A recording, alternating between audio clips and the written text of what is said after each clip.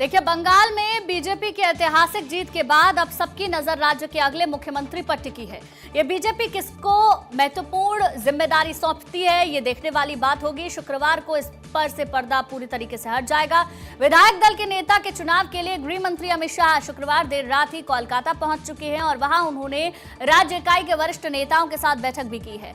आज अमित शाह की उपस्थिति में कोलकाता में बीजेपी के नवनिर्वाचित विधायक दल की बैठक होगी, जिसमें नए नेता यानी कि मुख्यमंत्री के नाम पर अंतिम मोहर लग जाएगी। सूत्रों के हवाले से खबर यह है कि यह बैठक कोलकाता के न्यू टाउन स्थित विश्व बांग्ला कन्वेंशन सेंटर में शाम 4 बजे से होगी, जिसमें मुख्यमंत्री का चुनाव किया जाएगा। मुख्यमंत्री पद की रेस में 2021 में नंदीग्राम के बाद इस बार के चुनाव में मुख्यमंत्री ममता को उनके घर भवानीपुर में हराने वाले नेता प्रतिपक्ष शुभेंदु अधिकारी का नाम सबसे आगे है। तो देखिए, 4 मई को मतगणना पूरी होने के बाद बंगाल की राजनीति को लेकर कई अहम सवाल भी उठ रहे हैं। सबसे बड़ा सवाल यही है कि बीजेपी आखिर किस चेहरे पर भरोसा जताते हुए मुख्यमंत्री पद की जिम्मेदारी सौंपी।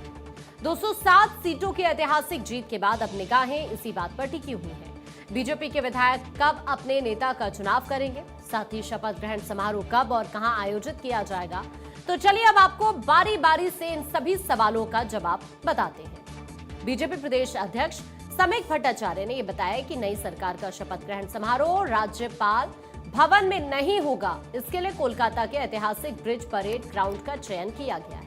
पश्चिम बंगाल की जनता ने बीजेपी को 206 सीट देकर इतना सारा प्यार दिया है, तो शपथ ग्रहण भी ब्रिज परेड ग्राउंड में होगा। 207 सीट पर यहां बीजेपी ने जीत दर्ज की है। बंगाल की आम जनता अब इस शपथ ग्रहण समारोह का गवाह बनेगी।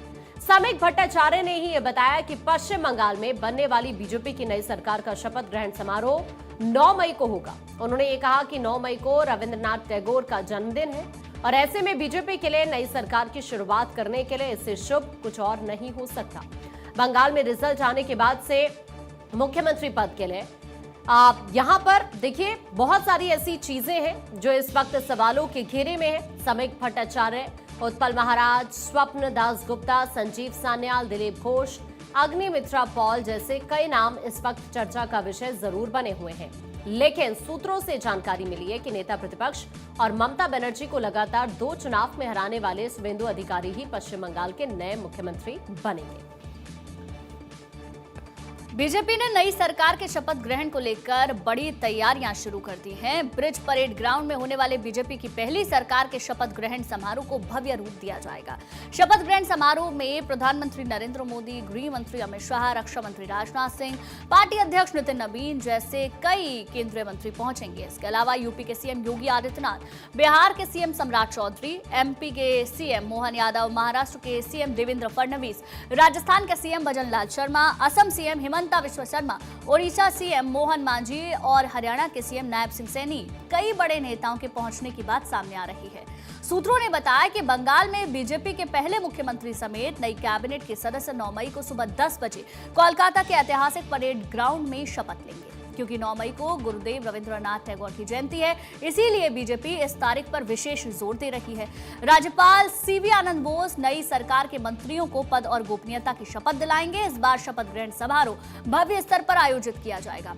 ब्रिगेड परेड ग्राउंड में हजारों की संख्या में कार्यकर्ता, समर्थक और आम जनता मौजूद रहने की उम्मीद है। बीजेपी का नया सीएम कौन होगा और शपथ ग्रहण को लेकर तैयारियां कैसी हैं, इसकी बात करते हैं। बंगाल में हमारे संवाददाता हमारे साथ जुड़ गए हैं, उनका सीधा रुख कर लेते हैं। किस तरीके की तैयारी चल रही है धनंजय, आपसे समझना चाहेंगे क्या तैयारी है? आज विधायक दल की बैठक भी होनी है, उसको लेकर। राज्यपाल के द्वारा कल विधानसभा को भंग करने के बाद बीजेपी के द्वारा जो मुख्यमंत्री का चुनाव करना और विधायक दल का नेता चुनने की प्रक्रिया शुरू हो गई है।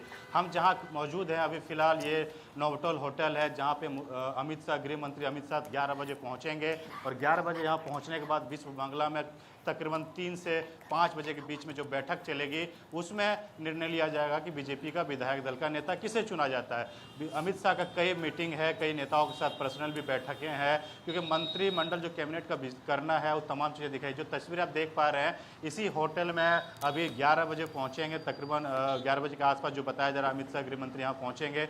उसके बाद तमाम बीजेपी के नेता भी यहाँ पे शुभेंदु अधिकारी के भी आने की सूचना है, उनसे मुलाकात होगी, बातचीत होगी और एक मंत्रणा भी की जाएगी तमाम चीज़ें दिन भर आज मीटिंग का दौर किया जाएगा, क्योंकि गृह मंत्री अमित शाह और उड़ीसा के मुख्यमंत्री मोहन चंद मांझी को सब पर्यवेक्षक, अमित शाह को पर्यवेक्षक बनाकर बीजेपी के द्वारा कोलकाता भेजा गया है, जहाँ पे नेताओं का साथ विचार विमर्श के साथ जो विधायक दल का नेता चुनना है और एक कैबिनेट का जो विस्तार देना, हर तरीके से बंगाल की अस्मिता को ख्याल में रखते हुए तमाम चीज़ें गठन करनी है। देखिए, जो जानकारी निकल के आ रही है, शुभेंदु अधिकारी का नाम सबसे ज़्यादा चर्चे में इसलिए है कि पूर्व मुख्यमंत्री ममता बनर्जी को 2 बार को हराना और उसके गढ़ में जाके हराना, इसीलिए परवर दावेदार माना जा रहा था। हालांकि ये तमाम जो तस्वीरें हैं वो आज शाम देर तक 5 बजे क्लियर हो जाएगी विधायक दल का नेता कौन होगा। जो विधायक दल का नेता को मुख्यमंत्री पद के भी उम्मीदवार होंगे, देखिए मनीष भट्टाचार्य की बात करें या फिर शुभेंदु अधिकारी, रूपा गांगुली महिला कैंडिडेट के नाम पे एक नाम जाना जा रहा है। उसके साथ अग्निमित्रा पॉल जो आसनसोल से आती है, उनका नाम पे महिला पे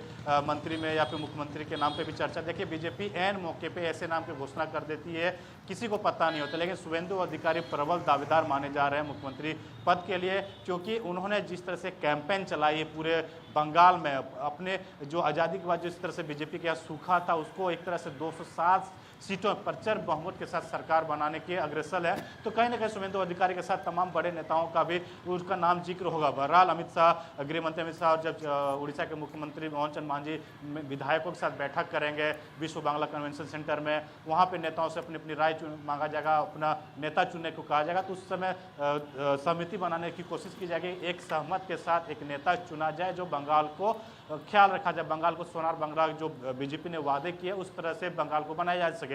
तमाम मुद्दे को लेकर चर्चा होना दिन भर चर्चा का विषय है। अमित शाह जैसे विधायक दल के नेता चुनने के बाद अलग से भी सभी विधायकों के साथ बैठक करना है, क्योंकि कैबिनेट का भी विस्तार हो सकता है कल हो जाए, क्योंकि 10 बजे के आसपास का टाइम है जो ब्रिगेड मैदान है। तो क्या ये मान लिया जाए कि कैबिनेट विस्तार को लेकर भी आज की इस मीटिंग में काफी इंपॉर्टेंट फैसले लिए जा सकते हैं क्या धनंजय?